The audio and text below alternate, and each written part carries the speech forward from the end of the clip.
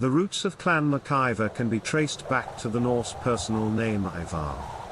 The Gaelic Manuscript of 1467 mentions M'Keuir as one of the early spellings of the name. Imhair, a Norse chief, played a role alongside Olaf the White, the King of Dublin, during the siege and sack of Alclyde in 870 to 871. These Norse connections highlight the clan's historical ties to Viking influences in the region.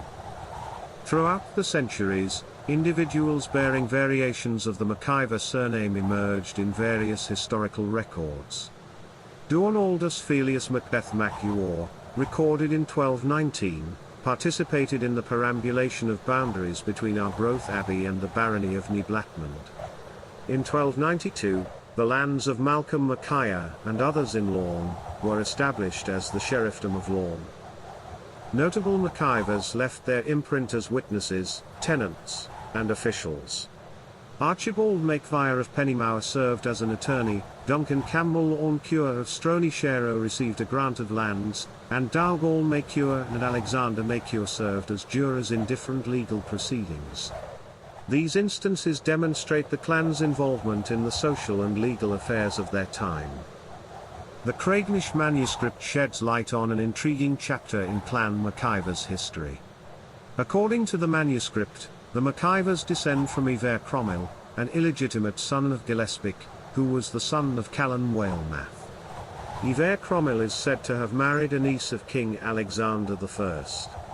The manuscript also mentions that the Clan Ivarr lands were forfeited in the 17th century but later restored on the condition that the heir should adopt the name Campbell.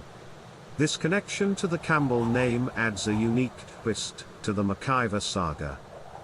The spelling of the MacIver surname has evolved over time, resulting in various iterations, such as MacIver, MacIver, MacIver, Makar, and Makeur.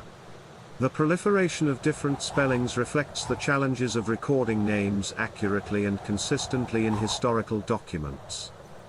While the MacIver lands may have been forfeited, the spirit of the clan lives on in the hearts and minds of those who identify with its heritage.